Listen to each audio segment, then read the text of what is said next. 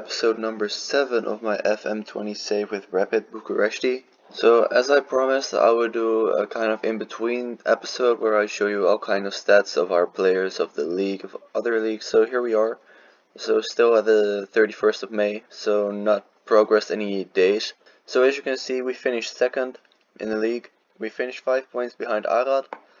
And as you can see, we finished 8 points above the number 3. So kind of in no man's land, so to say. So as you can see, we have won a lot of matches and we did lose a lot. We only lost 3, while Arad lost 4. But the difference is that we've drawn 8 matches, so there were just too many matches where we just couldn't come up with a winning goal. So really disappointing that that's what's come back to haunt us, as you can see, because Arad has only drawn 4. I mean, even the number 19 have drawn less games than us. So the season preview, as you can see, we were predicted to finish first in the end. Sadly, we couldn't do that, but we did have 4 players in Media Dream 11, so that's really exciting for next year as well, that our players should be good enough. As you can see, Mullo at center back in the Dream 11, 25-year-old only, so he can play for us a couple of seasons. Piris, as I've said in the past couple of episodes, we can't renew his contract, so he's probably gonna leave. That would be really disappointing. He's also already 30 years old. On one hand, really sad to possibly see him leave. On the other hand, I'm not really too disheartened because I know that he's already on the kind of old side and we can get players of the same caliber but of a younger age. Also, Alami, 27-year-old, attacking mid, of course, so really happy with him as well. As I said, only 27 years old, so just like Mullo, he can still play a few seasons for us and still do a good job. And Drake Keanu at left wing, the 20-year-old, really excited about this guy. In the Media Dream 11 at 20 years old, as you can see, he's already, for our team, according to our coaches, he's 3.5 stars with 4.5 star potential ability. As you can see, he looks really good, so I'm really happy with him. I don't know why the Media Dream 11 put him at left wing, because he's better at center attacking mid. Not that he's bad at left wing, but he would be better as center attacking mid. So let's look a little bit at the statistics. As you can see, the goals scored was not the problem for us this year. We scored 77 goals, which was 13 more than the number 2 Arad. And the weird thing is that, as you can see, the goals allowed isn't really the problem either, because we've only conceded 22, only 1 goal more than Arad. So from 36 games, only 22 conceded. So I'm still really not too sure what the problem is. I think it's just that at some games we score a lot, and other games we just can't score at all. And we can't seem to evenly spread out those goals, which would have given us possibly a few more points. As you can see, Arad with 22 shutouts, Argash with 20, and then us with 18. Maybe that could be the problem, that we concede goals in too many games, so that we should spread out our goals more and the opponent's goals less, so to say. As you can see, we do not have a lot of headers won. We're almost at the bottom of this, so again, here might lie a problem in why we didn't finish as champions in the end. But on the other hand, Arad are one of the 2 teams that are behind us, but still, headers could be something that we could improve on. Maybe the height of our players is just not high enough, or the jumping reach, so that's something we could look at for maybe a replacement in the next transfer window. We also got the most yellow cards by quite a mile, so 70 yellow cards in 36 matches. That's almost 2 a game, so I'm not really happy with that, because as we've noticed over the year that we have had a lot of suspensions, a lot of players that we had to miss for 1 game because they had picked up too many yellows. So again, that might be something that we would want to change for next year. Red cards as well. Makes sense then. Red cards, we're at 2nd place, so again, might have to tell our players to go a little bit easier on the tackles. So as you can see, we do have the most crosses completed, not the best cross completion ratio, but we do have the most crosses completed, so that might be something that we could exploit next year. Maybe play a lot across the wings. So yeah, that's good to see. Also, goals from corners, we're pretty high up in the statistics, equals 2nd place, so Hypatia and Université Cluj are in 1st with 8, and then Arad and us are 2nd with 7. Or 3rd, however you want to look at it. So yeah, corners might be something that we could exploit as well. Also makes sense when you look at the fact that we have the most crosses completed. Of course, some of those are from corner. Some of those are from corners as well. We have 0 goals from direct free kicks, so that might be something that we want to improve on. Maybe get one of our players to really train hard at free kicks and put him as our designated free kick taker. Might be something that we could do. Indirect free kicks are a little bit better, but also not too good. But again, maybe the same problem with that we need 1 or maybe 2 or 3 designated free kick takers. This one really stands out to me because not only are we in first with the amount of chances created, but as you can see, we're leading by 38 chances as well. So we're playing really attacking football, as you've seen across the year. And also we've had a lot of shots, so it makes sense. So interesting to see that we do have the most chances created, but we still couldn't come up with, well, we did score the most goals, but not enough. So maybe there's something that we can do to maybe convert those chances into more goals. So here's maybe some part of it. As you can see, we are only 7th in the shots on target ratio. So maybe tell our players to shoot less. Might be something that we still could create the chances, but shoot when the chance is bigger. So really work to get a clear-cut chance maybe. This one also really stands out to me. The amount of goals allowed from indirect free kicks. I mean, from direct free kicks where we've only conceded 1, so that's not too bad, but indirect we've conceded 7. So that again might be something that we have to look at. Also, as we've seen earlier, our headers 1 ratio was not too good. Maybe this is something to do with that. So again, maybe get some taller players or players that can head or jump better. Average attendance, as you can see, Universiteit Cluj are way in front of us. They have an average attendance of 14,500 almost, and we've got not even 6,000. We are second though, but I think this also has something to do with the fact that we moved into a smaller stadium, which I still don't really understand why they did that. I mean, I know it's coded into the game, so it's happening in real life. The reason they gave that it was due to a surge of popularity makes no sense, because we could fit less people in this stadium than we could into the old one. What I find really interesting is that Rapid Bucuresti has sold out their ground 17 times. And they've had average attendance with 99%, but that being 349, then it again makes sense, because I don't know how many people fit into their stadium, but it would be something like 350. Let's see, yeah, 350 capacity. So then it makes a little bit more sense. And as you can see, the salary per year, we're in 2nd place, almost 100k per year behind Rapid Bucuresti, so not really sure how happy their board is that they finished in 6th.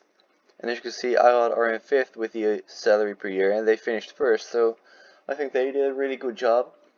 We finished kind of exactly where we're supposed to finish, if you look at this stat. Alright, so let's take another look at the league. As you can see, us and Arad are promoted immediately, and our guys have to play the playoffs against the team that we're going to see in a minute. Relegated 4 teams are Dunarea, Enigeti, Kianu, Faru, and Panduri. So as you can see, Dunareu, the team that we beat at the first day of the season, only won 6 games.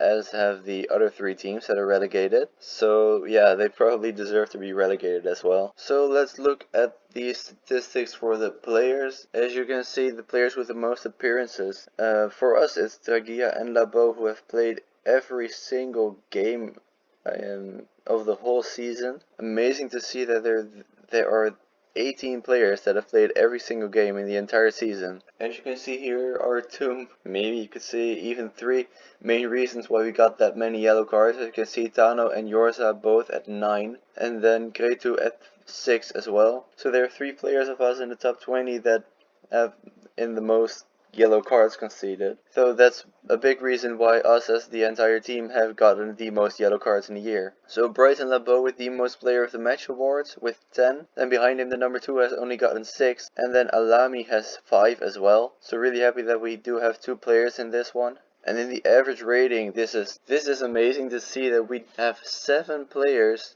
8 players even, in the top 20 of the average rating, and 6 of them are in the top 7. Not really sure how we pulled this off. I mean, I understand it, because all 6 of them played very, very well the entire year. And also crazy to see that Wojciech at number 7 in the average rating of the entire season of the entire league, has not picked up a single Player of the Match award. He is the only one in this entire statistic that has not picked up a Player of the Match award. So top scorer of the league, of course, who else than Brighton Labo, 30 goals in, of course, 36 games. Behind him, the number 2 only had 17. He has left the opposition way behind him. So I really hope that firstly we can hold on to him, and secondly he can do the same in the top league. Obviously he then also has the most average minutes per goal at 95, so almost a goal a game. He did also need the most shots with 185, which is a lot because it's 71 shots more than the number 2. But still, yeah, if you score the most goals, I'm not too bothered by it. As you can see, the most shots on target as well, 48 more than the number 2. The only thing that would bother me is that only a third of his shots on target have gone in, so maybe that's one of the reasons why. I mean, if you look at it, only 1/6 of all his shots have been a goal.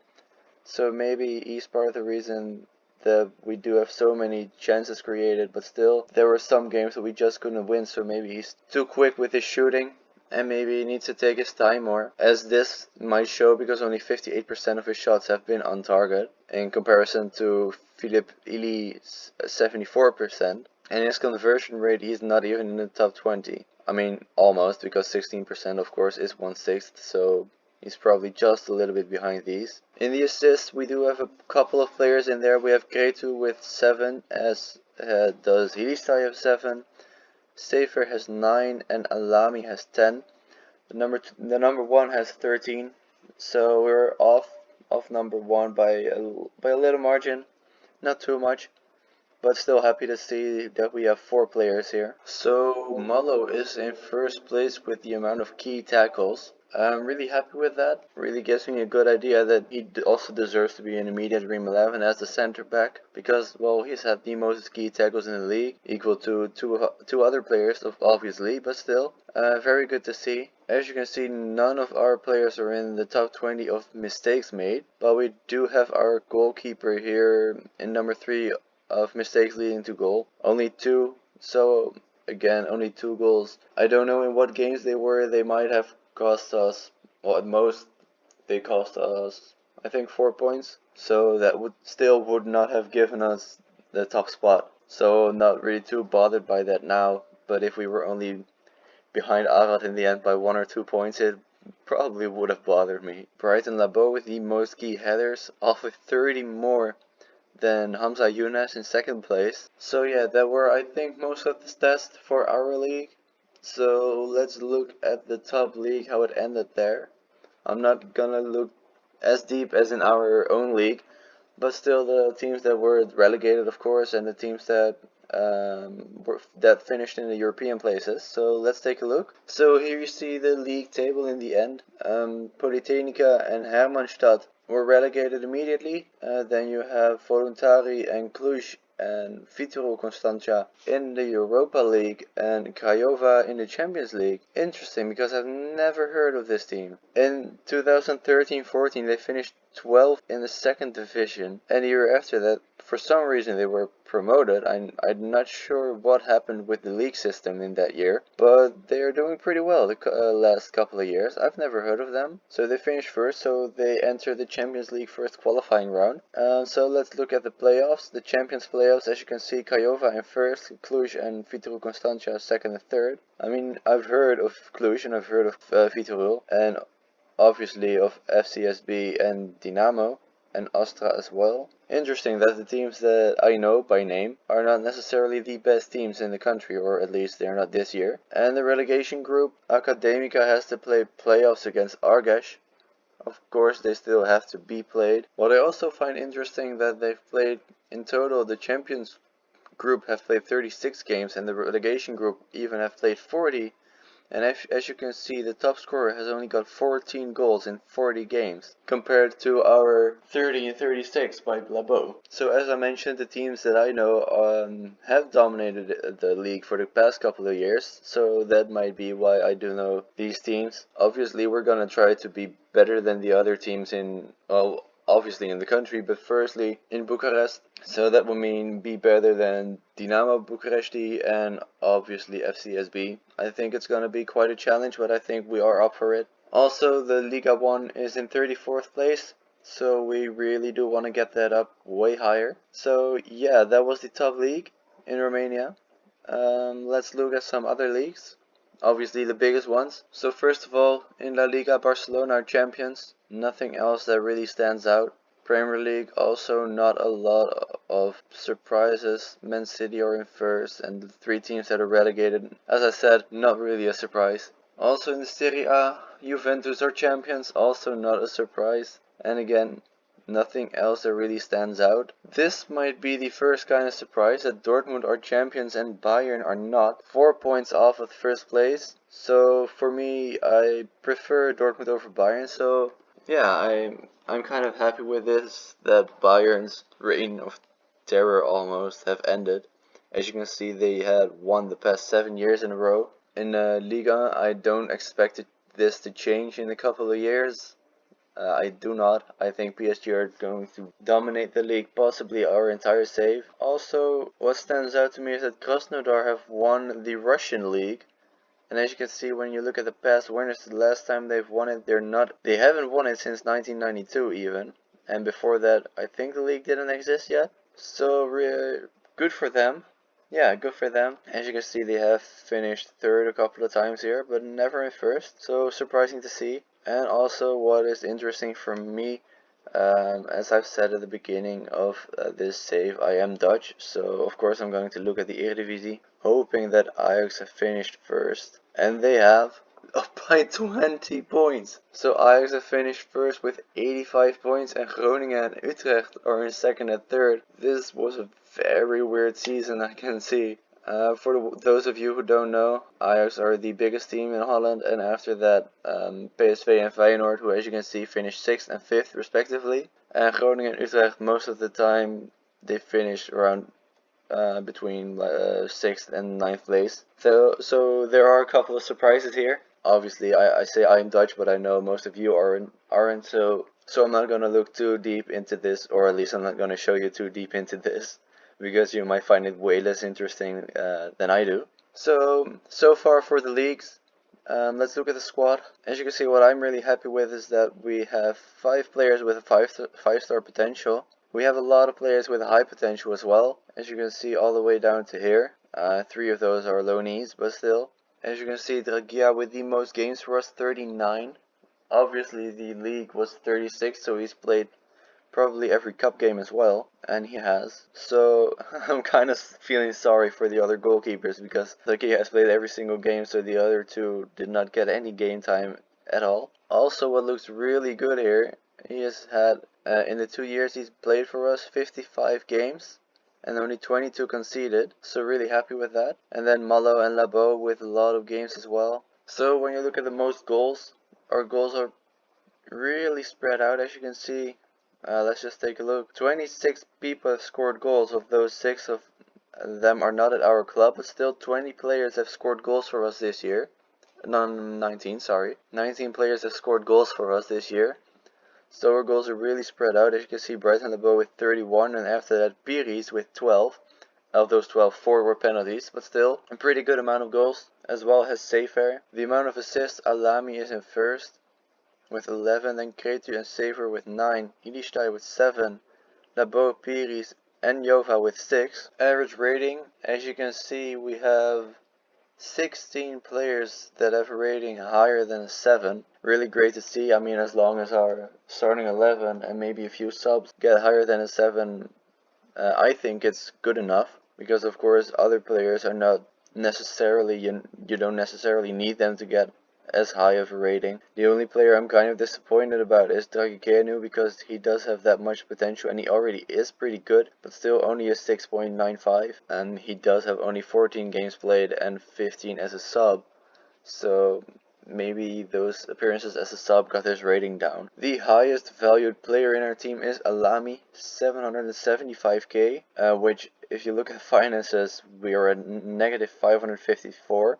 So if we were to sell Alami, it would get us out of the negative finances and take us into the positive, and we could maybe even look at getting in some players. but I'm not really too sure about the transfers yet. I mean, it's really early. So yeah, that is something I'm going to take a look at, of course, but not for now. If we take a look at the salary, our highest paid player is Piris. As I said, we couldn't offer him a new contract. I mean, I can try again. He does want to sign a new contract, but still, we have to look at if we can, because last time we couldn't because he wanted 11k. I mean, we can offer a little bit more now. We can offer what he's on now. I mean, I would like to keep a hold of him. So let's see what he's after. He only wants 7k, so I'm really happy with this. Let's see if we can get him on 6k. And we can. So Piri still, at the end of the season, only 1 month before his contract runs out, he has signed a new one. So I'm really happy with that. As you can see, there are some other players like Malo and Karstukeya, their contract run out at the end of the year, as does Brighton Labos. But as you can see, we've already offered them a new one. But what I always do when I sign new contracts is that I let the new contract start at the end of the season, so they can't leave for the entire season. They can be picked up on a free transfer in January, and they still sign that new contract, but you only have to pay them their old salary. So yeah, when for instance Brighton Labo, he's on 1.8k now, and I'm not sure if we can see what we're paying him next year. I don't think well, 2.1k a month. So that 300 euros a month we have saved for this year, because he has agreed to sign it at the end of the year. I mean, I've never seen that they decline it to sign it at the end of the season, so yeah, that might be a good tip for you guys if you're looking to save money. As you can see, I might not be the guy to listen to about saving money, but if you're looking to save money, that might be a good way. So offer them a contract to sign at the end of the year, so that for the rest of this season you don't have to pay them the new salary. So we've had 2 players picked for international games. One of them is Loni Zemiarski, and the other one is Francisco Madinga. Of course, it's for Malawi, if I'm correct. It is, but still, good to see that we have a player in the senior squad of an international team. And as you can see, he played pretty well as well. So as you can see, Francisco Madinga, we picked him up halfway through the season. He hasn't really played a lot of games for us. He's played 5 in total, of which 4 as a sub. But still, I'm pretty excited by this guy. I think he can grow into something really good for us. Also at the center mid position, so if Montgomery, if you may remember the Canadian, where is he? If he can grow fast enough, I mean, as you can see, he is improving a lot. But if he doesn't grow fast enough, we still have Madinga, who can play for us in center mid if Piris were to leave, but that's not the case anymore. As you saw a few minutes ago, he has signed a new contract, so I don't know why I'm still looking at that. So the team report, as you can see, the weaknesses, there are a lot of them. The most of them are, well, the money is the biggest one, of course, and the depth outside of the first team, and defender, striker, goalkeeper, and defender again. That's the biggest few weaknesses that we've got. So our assistant says that we need to get more depth and maybe a better goalkeeper and maybe get a right back. So that might be something that we'd want to look at in the transfer window. Of course, it has to be on a free, because as you saw, we do not have any money. As you can see, we have the highest average player value in the league. I'm not really sure if I showed you guys this one, Carlo Casab. We got it from Vitorul Constanța on a free. He's joining at the end of this year or at the beginning of next one, however you want to see it. So let's take a look at him. He's already 4-star current and 5-star potential ability. This was at the point that I thought that we were going to lose Piri, so I was really looking into getting a new center mid. So I came across this guy. In the end, we might not have needed him as much as I thought, but still he looks really good, really very well all rounded. So I'm really happy to get this guy, only 21 years old as well, and he does have 2 under 21 caps under his belt. So I'm really excited about this guy. I really do think that he can still perform for us. As you can see, he's played 6 games in the Europa League as well, so that's some experience that our team doesn't have yet. I mean, I'm not saying that he played well in those games, but he's played, and also 19 games in the first league, so I think he's really good for us also in the next year, because he's already proven that he can play at the top level. And of course, our board is still very happy with us. Work within a payroll budget. We've done that even though we're over 500k negative. We still are working within the payroll budget. Win promotion, we did, and reach the 6th round, we did, and then got knocked out by Cluj. So as you saw earlier, a few episodes ago, we signed a new contract until the end of not next season, but the season after that even. So I'm excited to see what demands the board are going to make, what they want to do in the top level. I'm not really too sure what they want.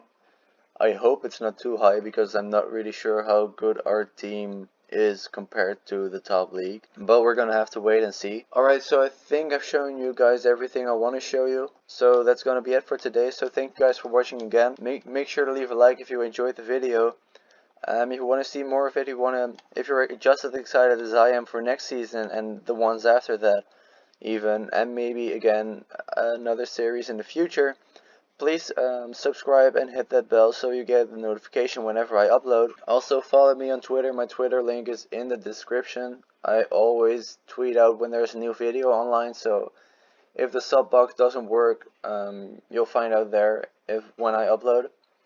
Also in the description is a link to my Dutch channel for the Dutch viewers out there, so if you're tired of me talking in English and you want to hear me talking in Dutch, go over there, check out the videos that I've got over there. So yeah, that's gonna be it for today. As I said, thank you guys for watching. I hope you enjoyed it, and see you all next time. Bye bye.